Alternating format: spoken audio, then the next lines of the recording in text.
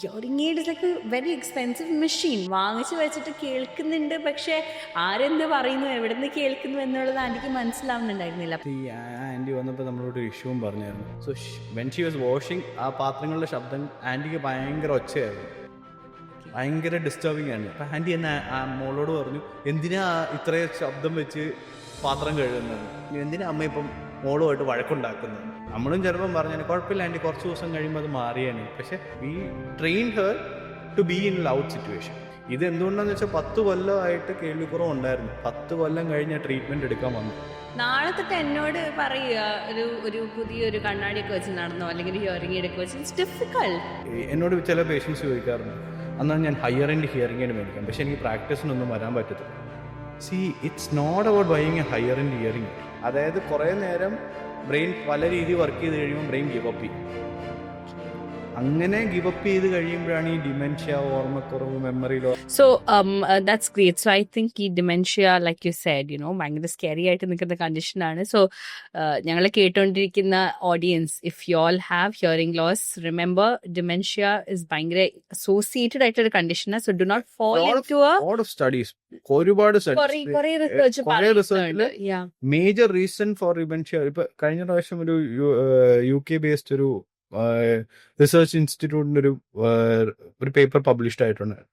So they say the major reason, one of the major reason for dementia is a non-treated hearing loss.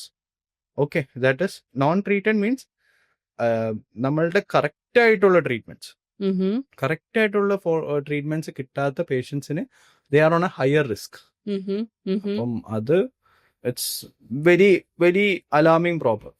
And people doesn't understand what എത്രയും severe ആയിട്ടൊരു issue ആണ് hearing loss എന്ന്. അപ്പം only when they be in that state അവർക്കത് പറയാൻ പറ്റും. So one more thing, Alex, കഴിഞ്ഞ ദിവസം ഒരു ഭയങ്കര ട്രെൻഡിങ് ആയിട്ടുള്ള ഒരു വീഡിയോ ഉണ്ടായിരുന്നു. ദിയ കൃഷ്ണയുടെ delivery. She was pregnant, and then the entire delivery process, Kim's Hospital, it was a very good message to the world, and we saw how much എത്രയാ ഒരു അമ്മ was going through when it came to a childbirth. Okay, so ആ വീഡിയോക്കകത്ത് it was also showing that how much she was actually pushing the baby out ഒരു labor നടക്കുമ്പോൾ. Okay, actually when the labor was happening. So do you think pregnancy during pregnancy and hearing loss a relationship ഉണ്ട്? There is a relationship. ചില കേസസിൽ എല്ലാവർക്കും വരണമെന്നല്ല, normal ബർത്തിലുള്ള എല്ലാവർക്കും വരണമെന്നല്ല, പക്ഷെ delivery കഴിഞ്ഞ് കഴിയുമ്പം year ബാലൻസിന്റെ issues ഉണ്ടാവുന്ന കേസസ് ഒരുപാടുണ്ട്. നമ്മൾ കൊടുക്കുന്ന പ്രഷർ, ഫോഴ്സ് ചെയ്യുന്ന പ്രഷർ കാരണം നമുക്ക് പെരിലിംഫാറ്റിക് ഫിസ്റ്റുല എന്ന് പറഞ്ഞിട്ട് നമ്മളുടെ ചെവിക്ക് ഇന്നറിയാണ്ടാത്തൊരു ഫ്ലൂയിഡ് പോലത്തെ കാര്യമുണ്ട്. അപ്പൊ അത് ബ്രേക്ക് ആവുകയെ അത് നമ്മൾക്ക് തലകറക്കം പോലെ, കേൾവിക്കുറവ് പോലെ, അങ്ങനത്തെ കണ്ടീഷൻസ് ഒക്കെ ചില കേസസ്, വളരെ റെയർ ആണ്, പക്ഷെ എന്നാലും കേസസ് റിപ്പോർട്ട് ചെയ്യാറുണ്ട്. So again it is on the medical side. Doctors knows എപ്പം എങ്ങനെ ഫോഴ്സ് കൊടുക്കാം, എങ്ങനെ കറക്റ്റ് ചെയ്യാം. സോ ഇവരെതെല്ലാം നോക്കിയിട്ടാണ് അത് ചെയ്യാറ്. പക്ഷെ it is all based on the medical attention. So the pressure they put is also monitored. അവരിതെല്ലാം നോക്കിയിട്ടായിരിക്കും അവര് എന്താ പറയാ ഈ ഡെലിവറി ടൈമിൽ ഇതെല്ലാം ചെയ്യുന്നത്. അപ്പം ഇറ്റ്സ് പിന്നെ കുറച്ച് കാര്യങ്ങൾ നമ്മളുടെ കയ്യിലല്ല. അതിൽ നമുക്ക് പിന്നെ വരുന്നത് റീഹാബിലിറ്റി ചെയ്യുക, കറക്റ്റ് ചെയ്യുക എന്നുള്ളതാണ്. Absolutely. That's good. So another thing, hearing loss ne kurichittu frequently ചോദിക്കുന്ന ഒരു ചോദ്യമാണ്, വൺസ് ഹിയറിംഗ് ലോസ് വന്നു കഴിഞ്ഞു കഴിഞ്ഞാൽ പിന്നെ നോർമൽ ആയിട്ടുള്ള ഹിയറിംഗ് എപ്പോഴെങ്കിലും നമുക്ക് റീഗെയിൻ ചെയ്യാനായിട്ട് പറ്റും. സോ ദിസ് ഇസ് യൂഷ്വലി നമ്മളോട് ചോദിച്ച ഒരു വ്യക്തി, he is A person who is working in A noisy situation. MRF work ചെയ്യുന്ന ഒരു സർ ആയിരുന്നു. So he asked in one of our chats, do you think once hearing loss വന്നു കഴിഞ്ഞാൽ അത് ട്രീറ്റ് ചെയ്തിട്ട് നോർമൽ ആക്കാനായിട്ട് പറ്റുമോ എന്നുള്ളത് ചോദിച്ചിട്ടുണ്ടായിരുന്നു. Specifically on the condition noise induced hearing loss ഒക്കെ വന്നു കഴിഞ്ഞാൽ വാട്ട് ഹാപ്പൻസ് ഇസ്, ബേസിക്കലി നമുക്ക് മനസ്സിലാക്കേണ്ട ഒരു കാര്യം, നമ്മളൊരു ഹാർമോണിയം കണ്ടിട്ടുണ്ടോ? ഹാർമോണിയത്തിന്റെ അകത്ത് ഒരു പോർഷൻ നമ്മളിങ്ങനെ അനക്കുന്നത് ഇന്റൻസിറ്റി മെയിൻറ്റെയിൻ ചെയ്യാനും ഉം. നമ്മൾ പ്രസ് ചെയ്യുമ്പോഴാണ് സൗണ്ട് വരുന്നത്. ഉം. അതേപോലെ തന്നെ നമ്മൾ ചെവിക്കകത്ത് 2 സിസ്റ്റം ഉണ്ട്. ഒന്ന് ഔട്ടർ ഹെയർ സെൽസും ഒന്ന് ഇന്നർ ഹെയർ സെൽസും. ഔട്ടർ ഹെയർ സെൽസ് എന്താ ചെയ്യുന്നതെന്ന് വെച്ച് കഴിഞ്ഞാൽ അതിങ്ങനെ മൂവ് ചെയ്യും, പൊങ്ങുകയും താഴുകയും ചെയ്യും.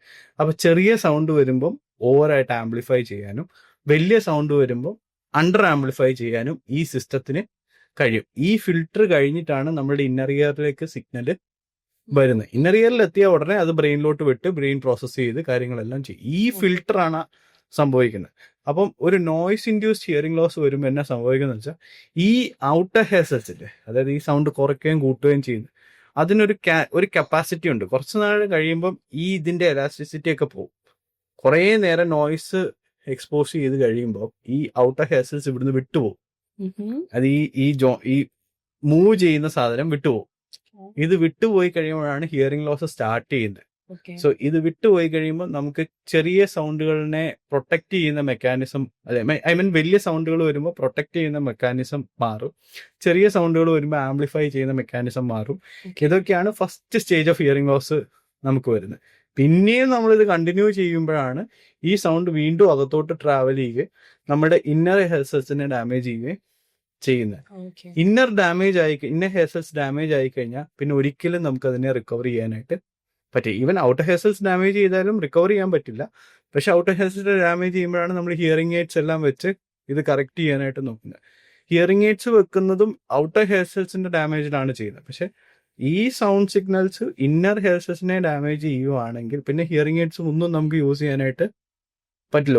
ഒരു റീഹാബ്, പിന്നെ കോക്ലിയർ ഇംപ്ലാന്റ്സ് പോലത്തെ റീഹാബിലിറ്റേഷനോട് വേണം. കാര്യം അകത്തെ സിഗ്നൽ അകത്തോട്ട് കൊണ്ടുപോകുന്ന സാധനം ഫുൾ ഡാമേജ് ആയി പോയി കഴിഞ്ഞാൽ പിന്നെ നമുക്കൊന്നും ചെയ്യാനായിട്ട് പറ്റത്തില്ല. അതുകൊണ്ടാണ് എപ്പോഴും പറയുന്നത് 60-60 പ്രിൻസിപ്പിൾ. അതായത് 60 മിനിറ്റ്സ് നമ്മളൊരു നോയ്സി സിറ്റുവേഷനിലാണെങ്കിൽ, ഐ മീൻ 60 ഡെസിബിൾ 60 മിനിറ്റ്സ് ഒരു നോയ്സി സിറ്റുവേഷനിലാണെങ്കിൽ നമ്മളൊരു 10 to 15 മിനിറ്റ്സ് എങ്കിലും റെസ്റ്റ് എടുക്കണം. നമ്മൾ സൈലന്റ് ആയിട്ടുള്ള സ്ഥലത്തോട്ട് വരണം. We are design to live in silence. കാര്യം പണ്ട് നമ്മൾ ഹണ്ടേഴ്സ് ആയിരുന്നു. പണ്ട് നമ്മൾ ആ ഒരു ഇതിന്ന് എവല്യൂഷനിൽ വന്ന ഫോറസ്റ്റിൽ താമസിച്ചുകൊണ്ടിരുന്നായിരുന്നു. അവിടെ നമ്മുടെ ചുറ്റും ഇത്ര സൗണ്ടും കാര്യങ്ങളും ഒന്നും ഇല്ലായിരുന്നു.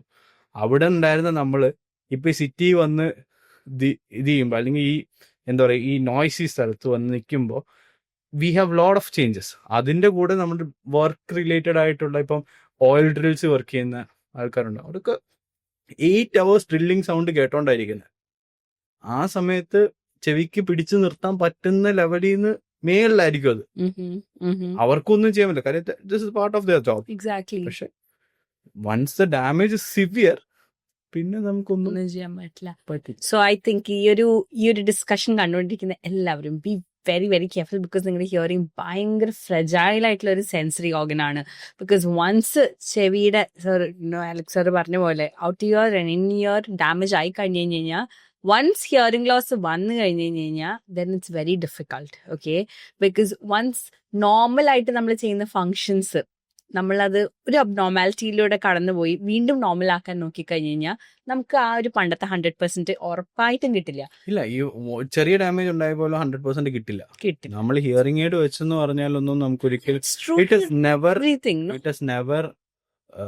എന്താ പറയുക, നോർമൽ ഹിയറിംഗ് ഒരിക്കലും കിട്ടില്ല. ഇറ്റ്സ് ഓൾവേസ് ഒരു ആർട്ടിഫിഷ്യൽ കാല് വെക്കുന്ന പോലെ തന്നെയാണ് ആർട്ടിഫിഷ്യൽ ചെവി വെക്കുന്നത്. എല്ലാത്തിലും ദിസ് ഇസ് ആപ്ലിക്കബിൾ, എല്ലാത്തിലും ആപ്ലിക്കബിൾ ആണ്. So it's like you said, artificial chevi, artificial limb, artificial hand, everything.